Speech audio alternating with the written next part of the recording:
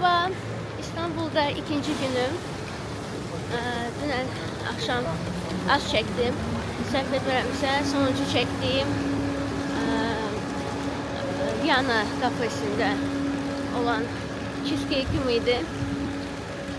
Sonra ben atölye necə gəldimsə, necə yatdımsa, birdən gece 2'de uyanıram ki, işığı belə söndürməmişəm. Deməli 23 kilometre piyada gezdim ve 23 ki ben neçə attım hiç yadımda değil, deyəsən 30 minə yaxın attım idi. Özümlə fəxr edirəm, amma düzü desəm o qədər də ayaq yorğunluğu yox idi.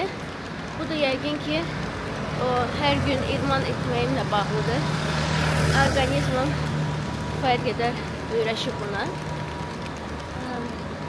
Dünən yeri gəlmişkən miting olmadı Taksim'də. Sadəcə hər ihtimala qarşı necə dedilər, qorunma məqsədilə Taksimə polislər axışmışdı və mən Taksimə otelimə qədər Taksim'də çatana qədər otelimə hər addım başı polislərə öz otelimin vizit kartını göstərdim ki, yəni mən burada yaşayıram, mənə keçməyə izin verin. Yəni çünki turistlərə artıq icazə vermirdilər geçmeye. Bir sözlə salamat çatdı. İsterdim biraz indi hara getməyimlə bağlı danışım.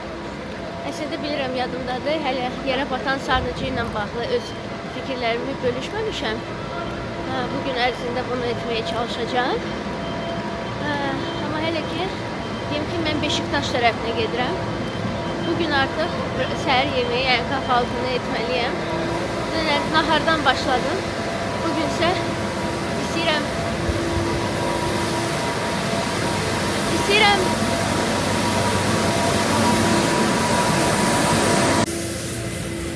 çok ses gülüydü.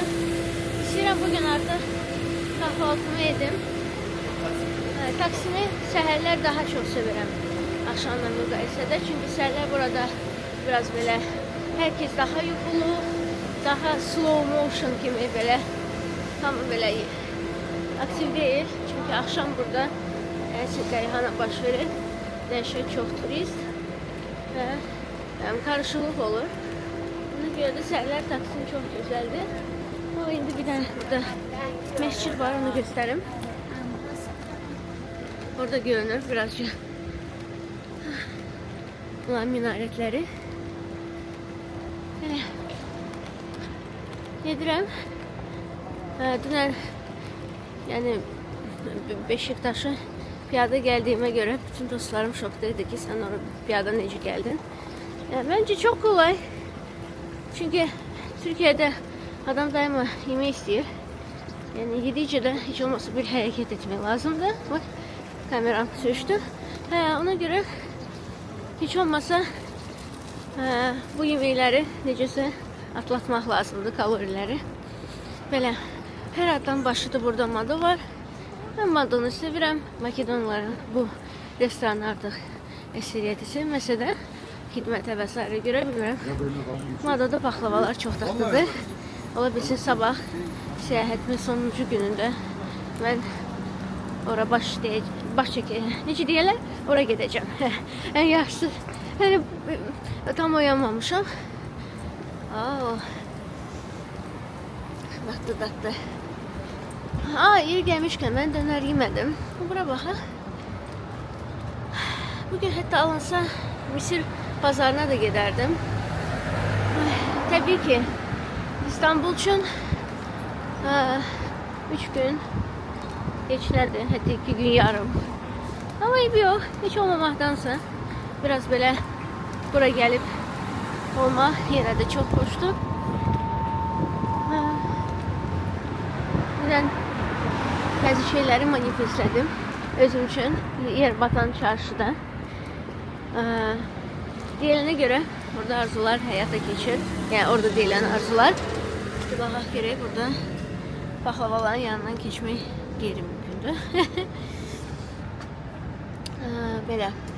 Hələ ki bağlıdır çox mağazaların əksəriyyəti. Hem de bugün pazar günüdür. Onu deyirdim. Manifestlədim bir çox şeyi.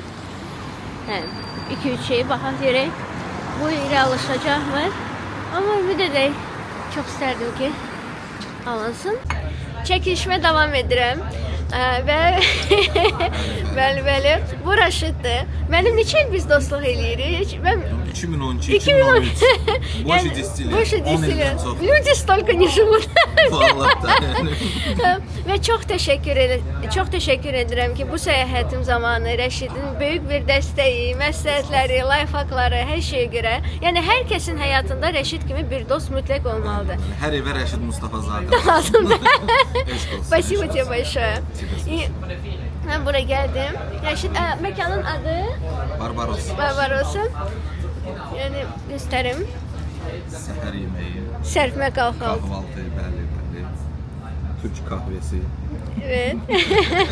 İzləyicilərim bilir ki, mən breakfast fanatıyam da. Yəni mən bütün günü yeməsəm də olar, əsas səhər yeməyim olsun. Elbette günün başlangıcı. Enerji. Bu da mənim kahvem. Niyə gəlmişkən ikinci gündür buradayam, hələ ilk dəfə içirəm. Ha, doğrudan Dünən içməmişdim. Belə bir görüntü.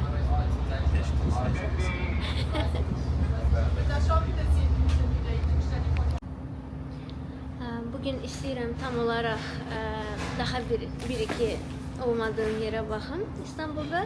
Ona görə də biz indi Raşid hara gedirik? Üsküdar'a gedirik, Kız Kulesi'ne, Kız Galası'na gedirik. Bəli. Eşk olsun. Vapurla gedirik. Bəli, Tamam. vapurla. Ona görə də növbəti kadrda artıq oradan sizə bir şeyler göstereceğim. Начинаем. Мы сейчас находимся в Üsküdar'е. Слева от нас находится мечеть Михримах, это тоже историческая мечеть с османского периода.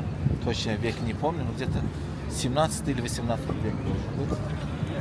В целом Üsküdar он отличается своей консервативностью. Здесь вы редко увидите какие-то заведения с алкоголем и так далее.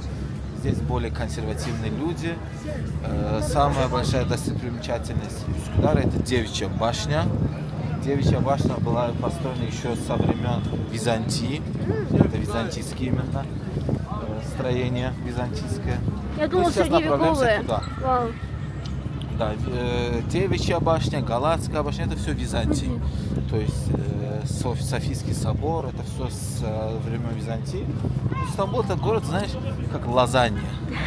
Многослойный. То есть здесь и довизантийский период, здесь и Древний Рим, здесь и Османская империя, здесь современная Турция. То есть здесь у всех периодов есть своя история, свои памятники. Здесь, допустим, Долмабахче, например, это и османский период, и период Ататюрка, например. И здесь везде история. Здесь, если копать, в любой территории Стамбула можно найти какой-то подземный город. Здесь случайно, когда копают метро, они видят, что здесь тоже какой-то город. Но в Бешикташе столько лет не могут построить метро. Почему? Потому что они там копали и увидели, что там, оказывается, город появился. В Еникапы тоже самое. Киндер-сюрприз. Это город лазанья, да, такой, знаешь, копаешь, там что-то уходит. Вот это площадь Üsküdar'a. Здесь люди сидят, отдыхают, иногда уличные музыканты здесь выступают, иногда здесь делают ифтар. Вот по вечерам здесь бывает ифтар, потому что здесь Рамазан. То есть муниципалитет бесплатно раздает еду. Здесь тоже рыбаки. То есть рыбаки не только в Eminönü, не на мосту Eminönü. Здесь их тоже можно увидеть. Они вот по берегу все продолжаются. Здесь более такой безопасный район, можно сказать. Большой, крупный район. Здесь есть университеты, очень много университетов. Сам президент Эрдоган прописан именно в этом районе. Он голосует в этом районе, то есть каждые выборы он здесь голосует. Но на данный момент этот регион у оппозиции. То есть муниципалитет у оппозиции. Несмотря на то, что это такой консервативный район, но в связи с изменами в стране, изменениями, они его проиграли. Вот так в целом. Ой, спасибо большое. Пожалуйста. Мне кажется, что ты знаешь уже про Стамбул все просто. Ну, не все могу рассказать. Есть вещи, которые нельзя рассказать. Ой, уютно. Да, хороший район, спокойный район. Вот видишь, здесь очень много Да, консервативных людей. да. Так. Ага. Все. Короче, это Девичья башня. Я почему на русском разговариваю? Вы же азербайджанцы. Да, кстати. Kısaca niye biz Rusça danışıyoruz? Başa düşmüyorum. Почему da hayrola? Bu Kız Qalasıdır, Kız Kulesidir. Azərbaycanda da bilirsiniz ki, Kız Qalası var, amma buradakı Kız Kulesi biraz fərqlidir. Amma bu Kız Kulesi ilə bağlı bu təbii ki Bizans dövründə tikilmiş bir quruluşdur. Daha sonra restavrasiya olunub. Yəni restavrasiyadan sonra hiss olunur ki, xüsusilə üst tərəfi çox dəyişdirilib, yəni modernləşdirilib. Aşağı hissəsində də dəyişikliklər olunub və bu ətraf bölgədə burada meydan daha böyük sahəni əhatə edir hal-hazırda, amma daha əvvəl biraz daha fərqli idi. Yəni daha kiçik bir sahə idi. İnsanlar burada otururdular həmişə. Mindərlərin üstündə otururdular, çay içirdilər. Amma indi bu formaya salıblar. Yenə də yaxşıdır. Ora xüsusi kiçik gəmilərlə getmək olur, amma insanlar daha çox onu uzaqdan seyr etməyi sevirlər. Bizans dövründə tikilib və bununla bağlı bir çox rəvayətlər var. Təbii ki, həm gözətim nöqtəsi olduğu bu bir danılmaz faktdır ki, nəticə etibarilə gəmiləri gözətmək üçün bir nöqtə lazım idi və bir çox rəvayətlər də var ki, o dövrün hökmdarı qızını orada saxlayırmış, insanlardan uzaqda və s. sevgilisinə qovuşmasın və s. Belə bir şey də var. Eyni zamanda bizdəki Qız Qalası ilə bağlı da hekayələr var da ki, qız özünü atdı və s. O da var. Eyni zamanda belə bir rəvayət var ki, o Qız Qalası ilə Qalata Kulesi arasında eşq var. Yəni onları bir növ şey deyir, simvollaşdırırlar ki, onların arasında eşq var, bir-birinə qovuşa bilmirlər. Qalata Kulesi ilə bağlı bilirsiniz də Hazarfen deyə bir insan var imiş o vaxt. Güya deyib ki, mən Qalata Kulesinə özümü atacağam və Qız Kalesinə çatacağam, uçacağam güya. Güya deyilənə görə uçulmuş və gəlirmiş Qız Kulesinə, amma bu rəvayət də ola bilər, gerçək də ola bilər, bəlkə də uçulmuş. Gözəl bir yerdir, tarixi bir yerdir. İçində kiçik bir restoran da var. Bir çox seriallarda görə bilərsiniz, xüsusilə Kurtlar Vadisində misal üçün. Və Yalı Çapqını. Şeydə neydi ona? Polat Əlimdar gəlir burada oturur, o sevgilisini yad eləyir və s. və ilə axır. Gözəl bir yerdir yəni. Gəlin, gəzin, görün. Şey demiş, belə istər misin? Raşidlə sağlaşdım. Raşid getdi iş dalınca, mən də yoluma davam edirəm. Yenidən gəmidəyəm. Bura gələndə fikirləşirdim ki, heç olmasa bir dəfə gəmiyə minim, vapura. İndi də sayını itirmişəm vapurumun gəzintilərini. Yenə buradayım və bu dəfə gedirəm Eminönü tərəfinə. Oradan da piyada Batat küçələrinə baxmaq istəyirəm. Balat küçələrinə. Belə burada olduğum hər andan İstanbula daha çox bağlanıram, çox sevirəm. Və bir sözlə burada bir ürəyimi qoyuram hər dəfə. Saat indi 2'ye işləyib. Vaxtımız məncə çoxdur. İndi fikirləşdim yuxarıda oturmayım. Çünki çox soyuqdur orada oturanda. Biraz isinim burada. Və belə yoluma davam. İndi göstərim.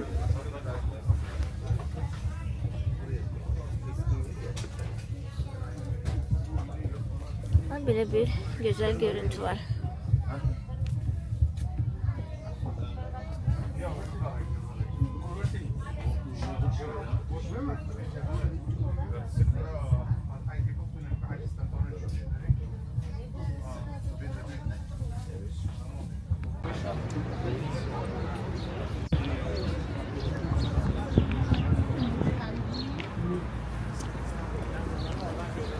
Eminönü'ye geldim.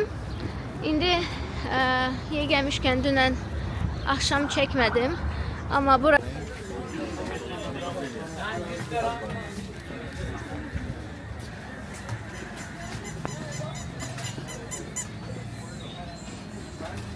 Hello. Burada hamı birbirine ya hello deyir ya merhaba deyir. Gedək. Sən demə bəlkədən iki məsələyə görə əhvalım korlandı. Birinci odur ki, sən demə 2 gün Reels paylaşıram, Bakıda eşidilmir. Və ikinci məsələ odur ki, wow, balıq ekmək üçün baxın necə bir uzun növbə var. Bəlkə buradakı daha dadlıdır. Bir sözlə gələk sabah axşam Gəlin tez paylaşım reelsları və mən səhv Balataya düzgün getmirmişim. Biraz yolum indi, ona göre uzanacaq yəqin ki. Amma yok. Gedək. Mən bugün onları görəcəm. Mən Ortaköy'ü görmək istəyirəm. Bir də Balatanı. Ümid edirəm bugün Ortaköy'ə gedər çata biləcəm. Çatmasam da eybi yox. Bəlkə sabah səhər oraya gedib sonuncu dəfə kahvaltımı eləyərəm. İstanbul o kadar fərqlidir ki. Yəni biraz əvvəl Avropa var idi. İndi də elə bil ki yenidən Asiyaya qayıtdıq. Böyle. Gedək. Yani burada bir şey alırsam dışarıda bir şey alamam.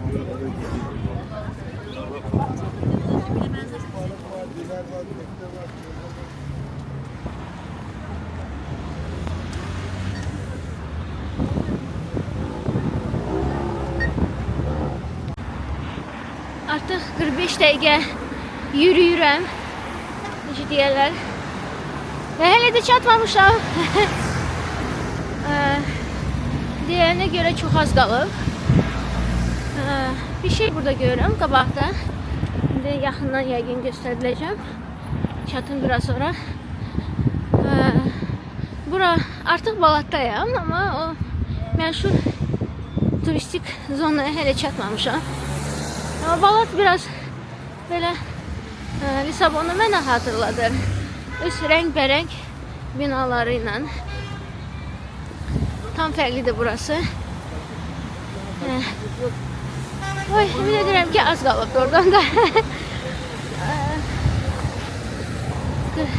45 dəqiqə gedirəm. Üzə yuxarı qalxmaq lazımdır.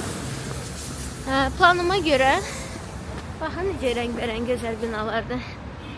Planıma göre oraya çatıp bir çay ya kofe ve pahlava. En çok ben buna layıkım. Bu yoldan sonra. Sonra da gideceğim artık. Yine Galata tarafına. Aslında Ortaköy'e gitmek istiyorum ama onlar birbirinden o kadar farklı taraflardadırlar ki bence neyse ben çok yukarı kalktım. Şimdi gedim kimdense soruşum yolu. Çok şirindi. Bu evler biraz bizim geçmiş Sovetski mahallesine oxşayır. Gedim sorun kimdense.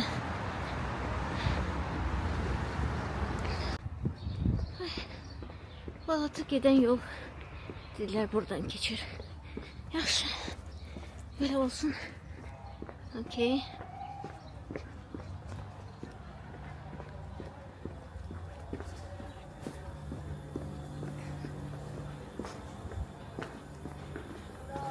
Merhaba. Balata yukarıdadır mı? Sorry, I don't understand. Balata. I don't know. Okay. Kız dedi, I sorry I don't understand English. Halbuki ben ümumiyyətlə Türkçe danışırdım. Ama okey. Çok ümid edirəm ki düzgün yoldayım.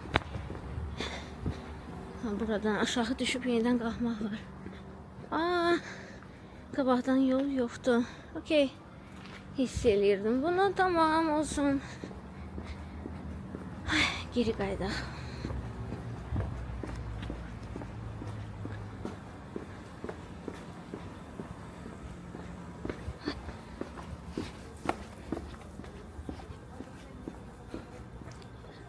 Şimdi yukarıdan mı yol var?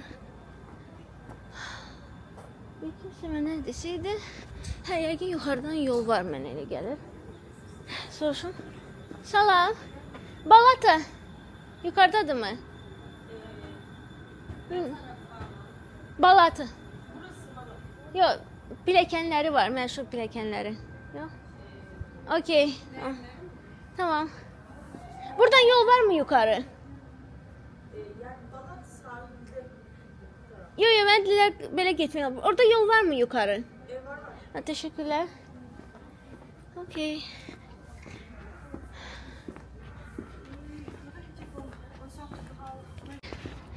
Bir saat 10 dəqiqə.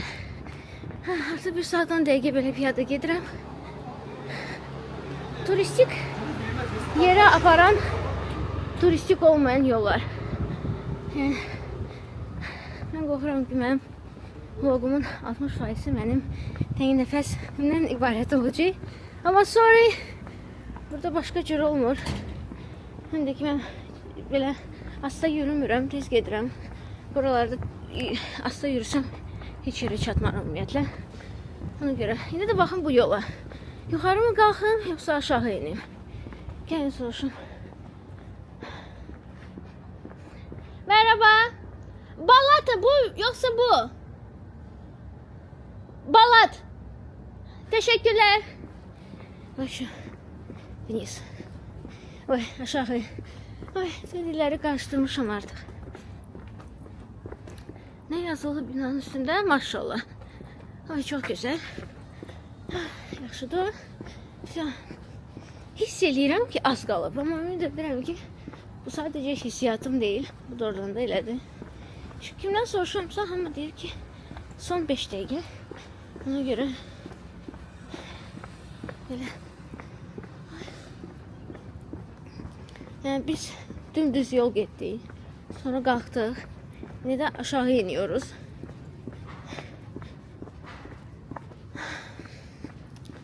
Belə.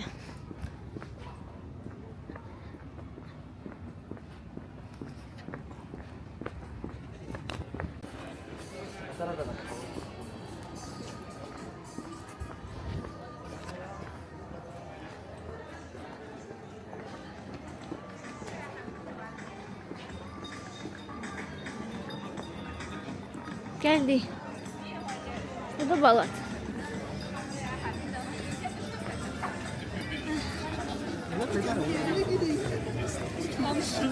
Burada görürsen şekil neci çekmiyorlar. Bu kadar insan var.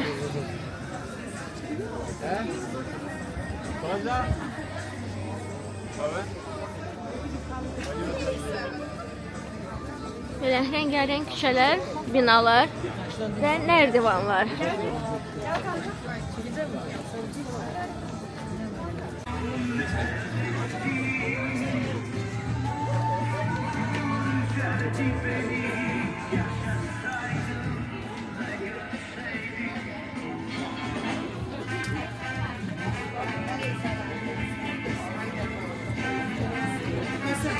Burada yalnız kahve yiyor mu? Yoksa baklava da var. Kahve, çay, başka tatlı var. Baklava yok. Baklava yok. Oraya kullanmıyorum. Hansı tatlılar var? Hansı tatlılar var? Bak. Menü içeride var bak. Tamam. Ya, baklava istiyordum. Tamam böyle. Teşekkürler. Baklava bulamazsın. Neden? Baklava başka yerlerde satılır. Vay buranın öz tatlıları var mı? Öz tatlıları var mı? Var. Özel olarak. Evet.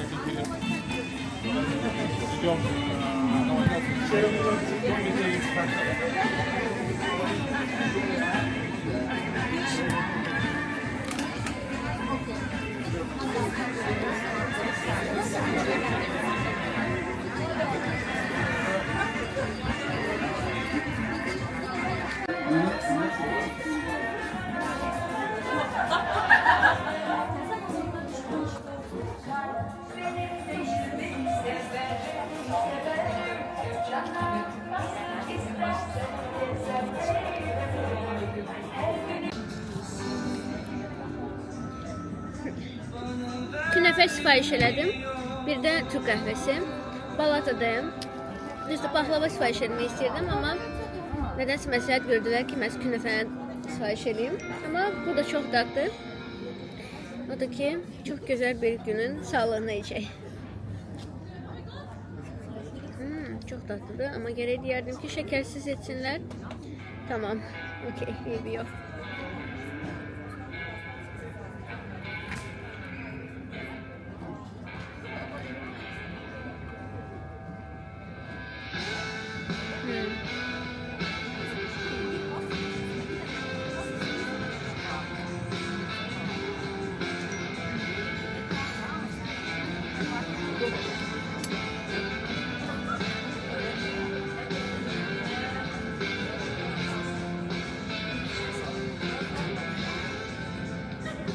Şöyle.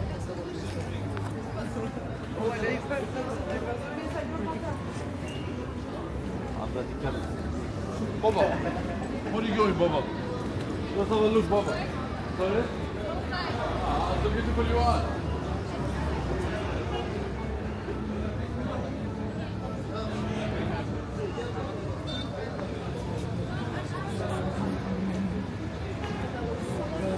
Akşam çekmesini Leli Leli.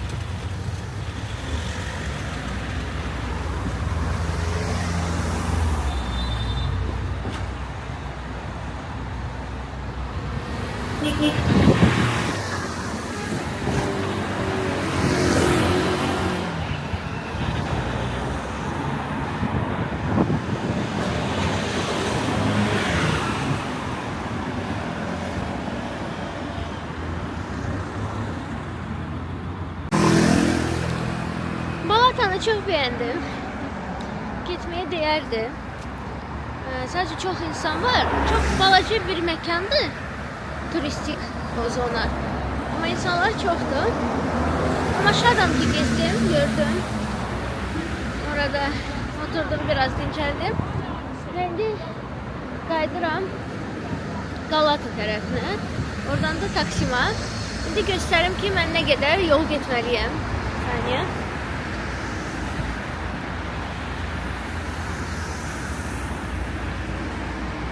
Bir saniye indi ben. Zoom'u eləyim ve göstereyim. Orada qabaqda, yəqin heç görünmür də, Galatamız var. Yani bizi indi dəniz, Bosfor ayırır birbirimizdən. Ben indi körpünü keçməliyəm vesaire. Ama okey. Bence 1-2 saate çatarım.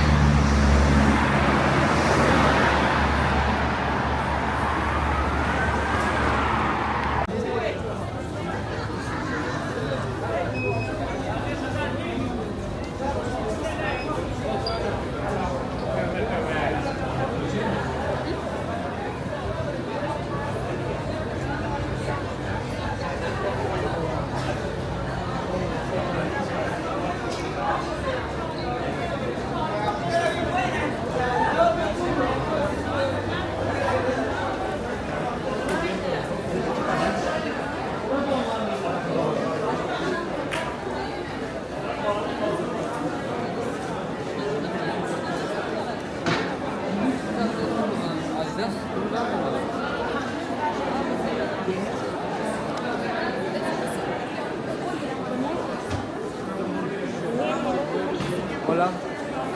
¿Quieres probar un té? Ben Azerbaycanca başa düşürəm, Türkçe.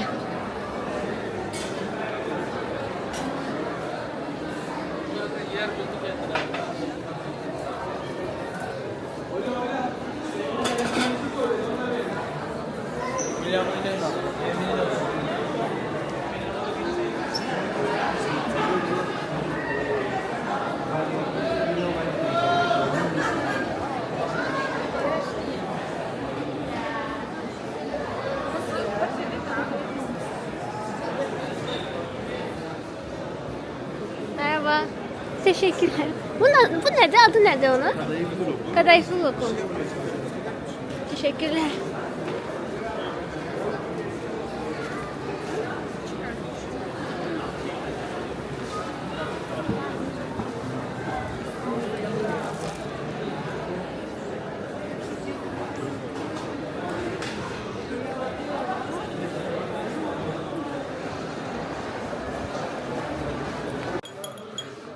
Bu ne?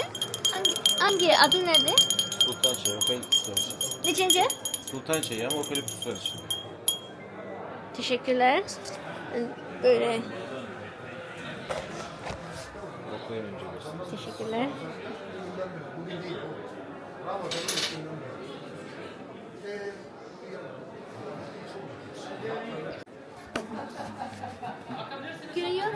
Yoksa... Biraz şunu indireyim. Yürüyorum.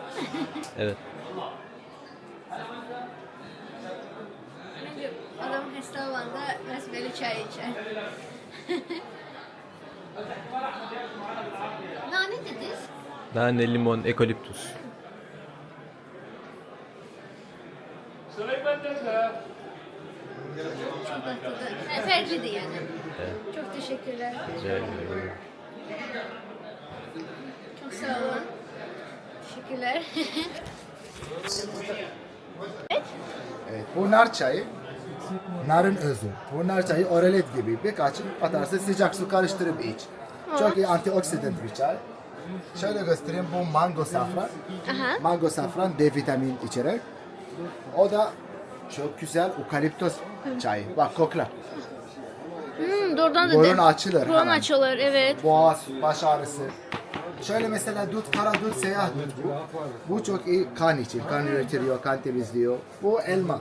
elma. Elmanın çok iyi C vitamini, C vitamini. Şöyle mesela bu gül. Gül çayı kolesterol için, kan dolaşımı için çok iyi. Şöyle mesela detoks, zayıflama için iyi geliyor. Şöyle yasemin çayı. Mesela yasemin çayı normalde öyle bir toba atarsın sıcak suda açılır.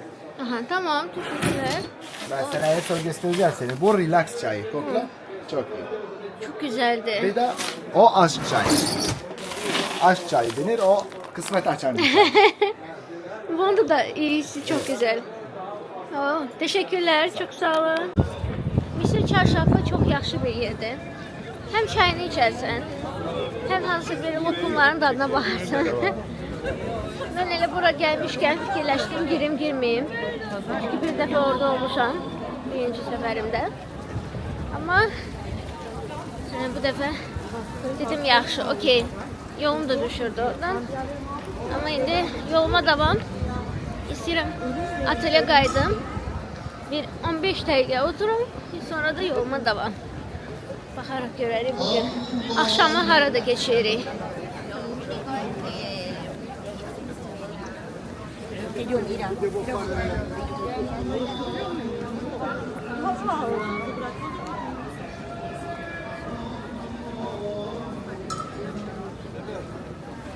Her günah yeri ayrı. Her günah yeri. Öyle. Doğru yani. Emil.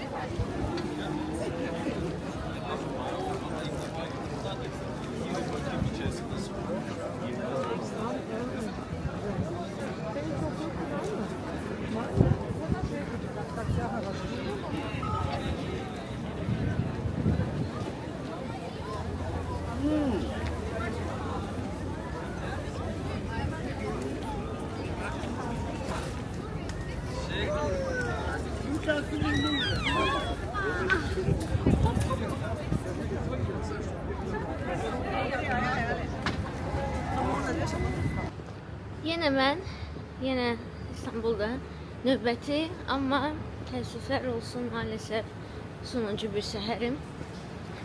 Çok üzgünüm buradan gitmeye. Her dəfə İstanbul'a geldiğimde burada ürəyimin, ruhumun bir parçasını qoyub gedirəm.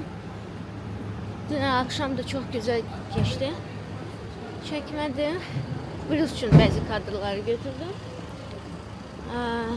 Çok güzeldi. Dün akşam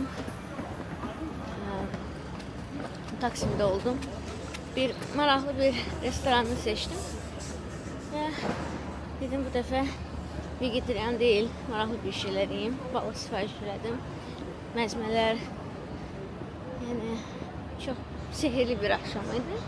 Musiqiler, canlı musiqi vesaire. Belə. İndi isə gedirəm. Sonuncu kahvaltımı eləyim. Qaladık orada. Çok istəyirdim biraz daha uzaklara gedim. Ama qorxuram ki sonra çatdırmayacağım. Bunu fikirləşdim ki en yaxşısı daha yaxında olan bir mekan seçim. Hiss olunur ki bugün pazartesidir. Böyle Həm Taksimdə çox azlardan dünən səhərlə müqayisədə. Yəni əksəriyyət bugün iş günüdür. Məndə də sabah iş günü olacaq. Yəni bugün axşam gəlib sabah işdə ofisdə olacağam. Amma okey. Bu cür həyatı sevirəm. Qarışıqlıq, qalabalıq bir həyat. Hə, belə biraz danışmaq istədim. Birdən sonra vaxtım olmayar. Deməli, Dolmabahçe Sarayı ilə bağlı demək istəyirdim ki, Dolmabahçe Sarayı doğrudan da çox möhtəşəm bir yerdir və İstanbul'un, Türkiye'nin Versailles adlanır. Orada doğrudan da Avropa havası var, Avropa dekoru, elementləri, yəni Abdülmecid birinci oradaki əvvəlcə Topkapı'daydı şahların rezidensiyası, oturduğu yerləri. O da sonra dəyişdirdi onu. Onun əmri ilə Dolmabahçe Sarayı oldu. Ona görə yəni belə bir gözəl, unikal bir tarihi məkan var. Və yeraltı çarşafla bağlı demək istəyirdim. Mən yenə indi eşidilməyəcəm.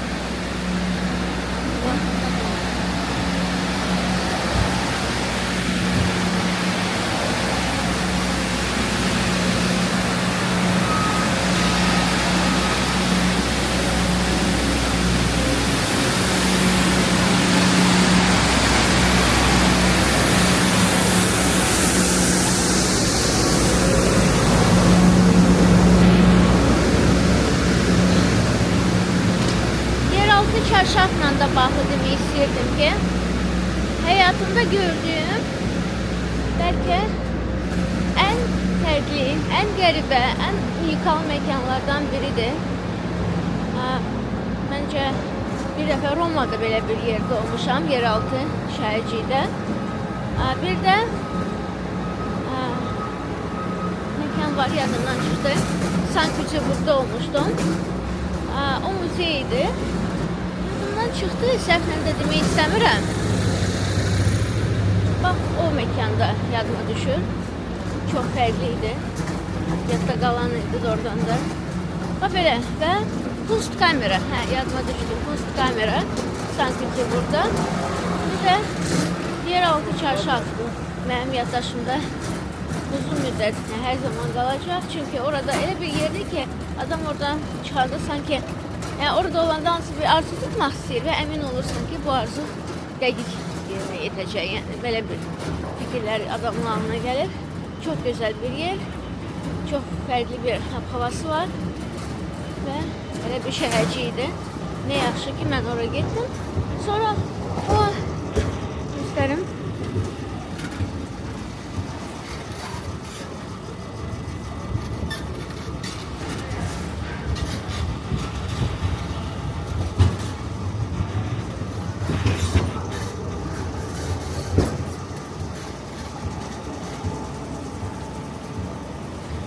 Belə və bunların yanından keçmək olmur. Nadadır.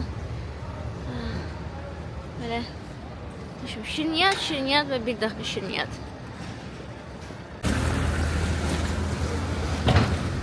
Mən Ayasofya ilə bağlı deyirdim. Ayasofya'da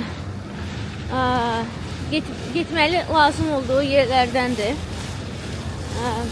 Orada olanda yəni bir heyli oldum yəqin, bir saat yarım. Adam oraya düşmüşkən bir müddət sadəcə stoplamaq istəyir, neysə fikirləşmək istəyir. Yəni bu Galatasaray liseyi. Bircə məsələ o idi ki, oraya yəni, tam olaraq aşağıda olmaq icazə yoxdur turistlərə. Yalnız ibadət edənlər də aşağıda, yəni birinci mərtəbədə. Turistlər də ikinci mərtəbədən aşağıya baxmağa şərait var. Və belə, yəni orada oldum. Dünən düzdür fikirləşirdim ki, mən Sultanahmet tərəfə də gedərəm, Sultanahmet məscidinə. Amma o ki, çatdırmadım, amma məncə yenə də yaxşı gezdim bu iki günü. Dünən deməli 35.000 neçə addım etmişəm. Yəni şəkillərini də çəkmişəm. Bir sözlə Mama mənə deyir ki, bilet almaya da bilərdin. Sadəcə piyada gəl, sənə var. Gülür mənə. Son olaraq bu yolları gedim. Məncə ümumiyyətlə hansı bir yeni ölkəyə gələndə, şəhərdə olanda onu maşından görmək və ya turistik avtobusdan görmək heç o hissi vermir. Nə qədər çox piyada gezsən, həmin küçələri, həmin şəhəri daha yaxşı hiss edirsən. Ona görə də mən maksimum gezməyə çalışıram. Gedək. İstanbulda səhərlər belə ki, çox gözəldir. Yəni mənim kimi səhər 5-də oyanmağı sevən bir insan üçün burada 5-də oyanmaq, gezmək çox gözəl olardı. İnsanın əlində çörək var, ekmek var. Yəqin gedir indi harası breakfast, evində breakfast etməyə. Çok şirin.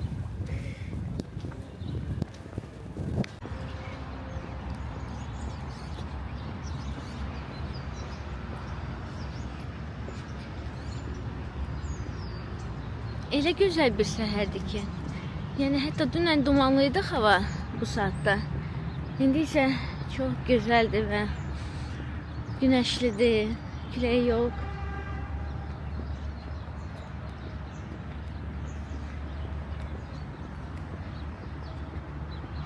Ümumiyyətlə burada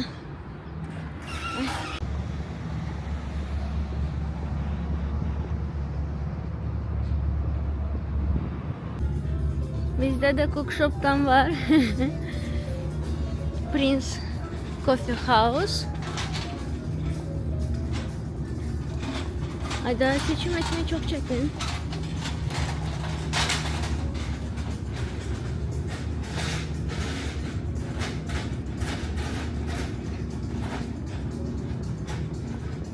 Bu Starbucks'ı yoksa yok, kahve dünyası ama logosu çok benziyor.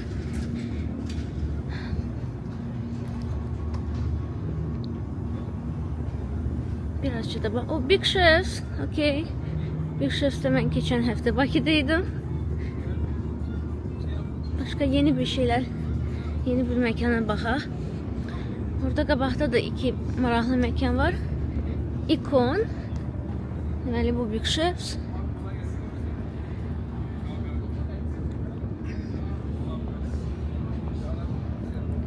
Bu Icon. Deyəsən qabaqda ucu yoxdur. Deyəsən, yəqin mən Prince'ə gedəcəm. Ucu qabağa çox getməyim. Prince'də oturaram. Bağa görək nələr təklif edir.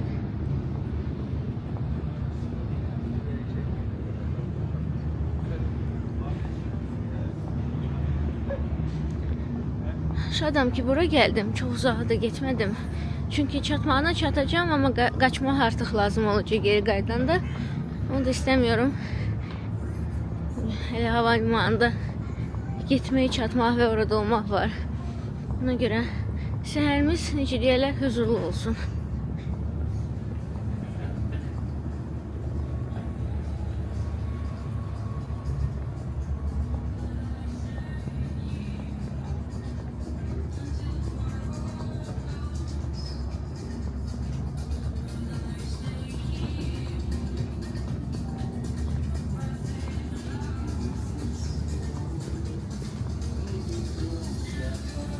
Merhaba. Kahvaltıdır. Fiyat kaç? Bu 2 kişilik olan 1300 TL. Tek kişiliğe yetmeyi olur mu? Tek kişilik de var.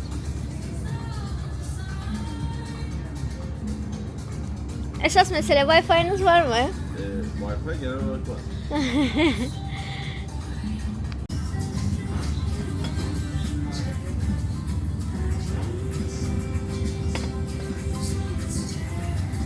Belə bir avokadolu tost sifariş elədim. Nədənsə düşündüm ki, sevmə kahvaltı yox, belə bir şey yemək istəyirəm və çox dadlı görünür və artıq daddım da oradan da çox ləzzətlidir.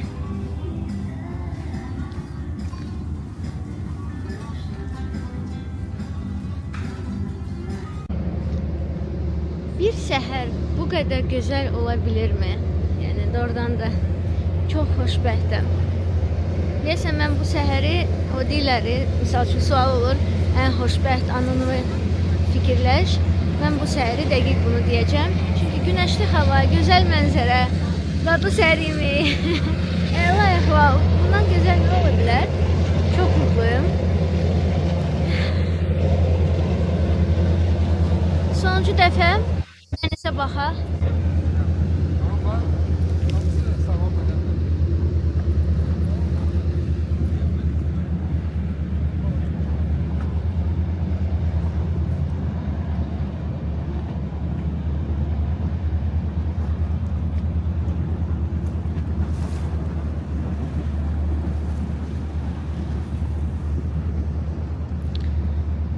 Yavaş-yavaş otelə qayıtmağa başlayayım.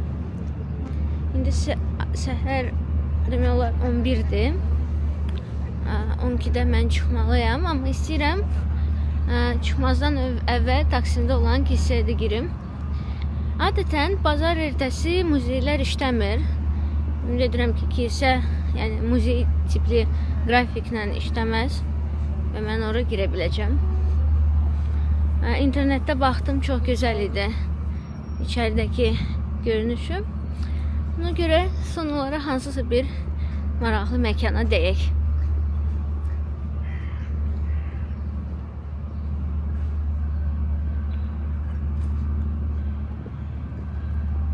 Bu caminin görüntüsü də çox gözəldir. Yəni bilmirəm, ümumiyyətlə İstanbul'da güzel olmayan bir yer var mı ümumiyyətlə? Yəni hara gedirəmsə, yəni bir şok yaşayıram. Yəni xoşbəxtlik şoku. Oradan da Galata görünüyor. Ay, elə hiss eləyirəm ki, əlavə bir günüm də olsaydı burada, misal üçün bugün yox, sabah uçsaydım daha yaxşı olardı. Çünki hava da o qədər gözəldir ki. Yəni mən indi bilmirəm, haralarda solardım indi. Amma o ki his var ki, günorta çıxmalısın saat 12-də 1-də. Artıq belə normal imkan vermir. Nəsə etməyə.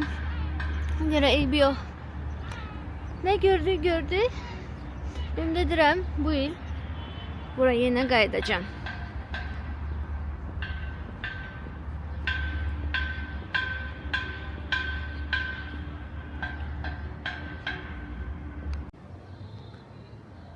Masumiyet Müziği. Bura gəlməyi istirdim. Amma elə fikirləşdiyim kimi bağlıdır. Çünki salıdan pazar gününə qədər işləyir. Yəni bütün muzeylər kimi bazar ertəsi işləmir. Çox təəssüf. O zaman növbəti dəfəyə qalsın belə Masumiyet Müziği.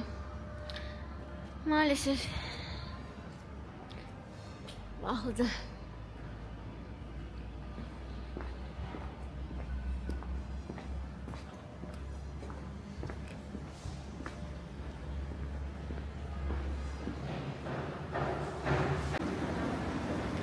Buldum. Katolik kiliseye geldim. Ve diyesen açıktı. Çok güzeldi orası. Ve bir eyvanla. Çok ümit ederim ki açık olacak. Adı da San Antonio Kilisesi. San Antonio Kilisesi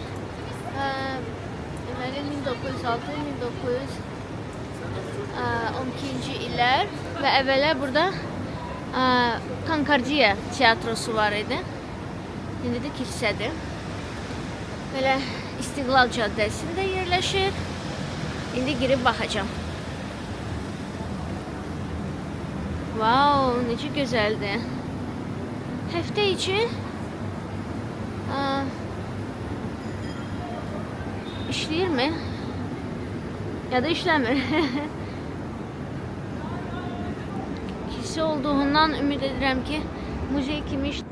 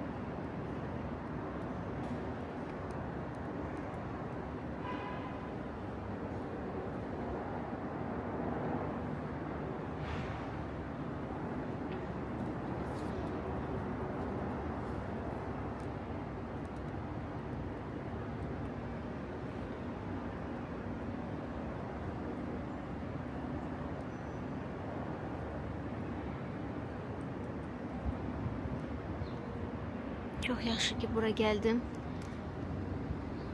Bir anla sanki Avrupa'nın hansısa kiçik şəhərciyində bir kilsəyə gəlmişəm.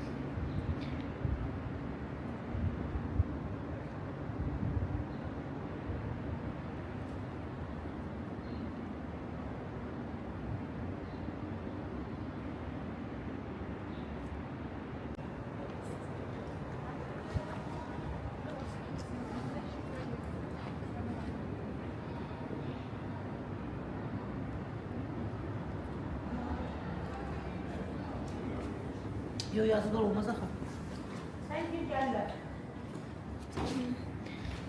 Burada yazılıp ki çekme olmaz. Tamam. Söndürelim ve girelim. Para.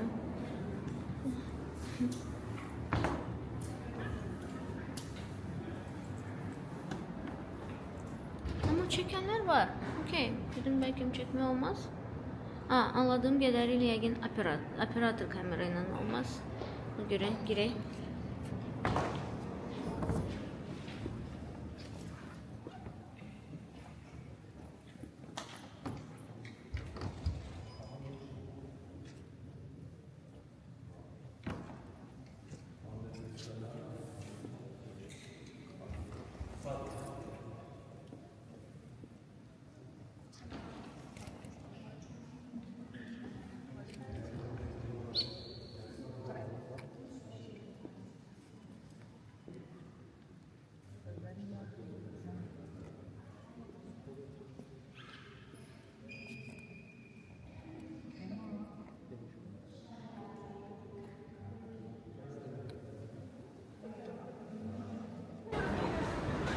Salam.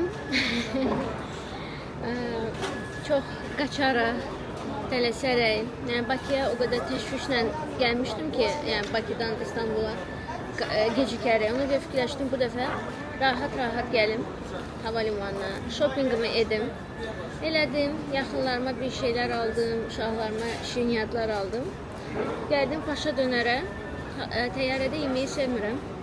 Ona görə dedim burada indi rahat oturum, yemeğimi yiyeyim ve sadece dincəlim. Ona görə bir sözlə İstanbul'a olan səyahətim sona çatır. Ümid edirəm ki, maraqlıydı. Bacardığım qədər çəkirdim, göstərirdim.